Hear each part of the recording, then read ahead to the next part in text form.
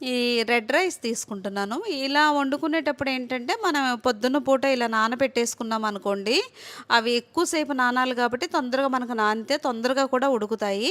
ఒక cup red rice, ఒక కప్పేమో పెసరపప్పు తీసుకుంటున్నాను.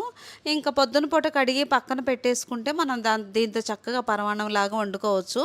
వైట్ రైస్ కాకుండా బ్రౌన్ రైస్ కానీ, ఇలా రెడ్ రైస్ కానీ వండుకుంటే మనకి షుగర్ ఉన్న వాళ్ళైనా, లేని వాళ్ళైనా ఎవ్వరు తిన్నా సరే చిన్న కప్పుతో తిన్నా కడుపు నిండుగా అనిపిస్తుందండి. రెడ్ రైస్‌లో కూడా మంచిగా పోషక విలువలు ఉన్నాయి. ఈసారైతే చాలామందికి ఏంటంటే మామూలుగా రెడ్ రైస్, బ్రౌన్ రైస్ అలాంటివి ఎక్కువ మనకు వైట్ అన్నం అలవాటైపోయి నచ్చవు. అలాంటప్పుడు ఇలా మనం ఏదైనా స్వీట్ లాగా ఈ బియ్యంతో చేసుకుంటే గనక చక్కగా ఒక కప్పు నిండా తినొచ్చండి. ఎవ్వరైనా తినొచ్చు. టేస్ట్ కూడా చాలా బావుంటది. కాకపోతే ఏంటంటే ఇంక మార్నింగ్ పొద్దున పూట లెగవంగానే మనం నానబెట్టేసుకుంటే చక్కగా నానతాయి. నేనైతే ఒక గ్లాసున్నర నీళ్ళు, ఒక గ్లాసున్నర పాలు ఏసి ఇలా ఉడకబెడతాను. ఇది లో ఫ్లేమ్‌లో పెట్టామనుకోండి, ఈలోపు పక్కన మనం ఇంకో పని చేసేసుకోవచ్చు.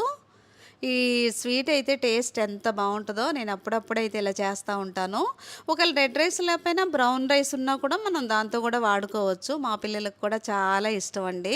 ఇలా కొన్ని చిన్న మార్పులు చేర్పులేనండి అంతే. అంతకంటే ఇంకేం లేదు. ఇలా మీరు ట్రై చేసి చూడండి. ఇంకా లాస్ట్‌లో మీరు అంటారు కదా! వేడి మీద ఎప్పుడైనా హనీ వేయకూడదని.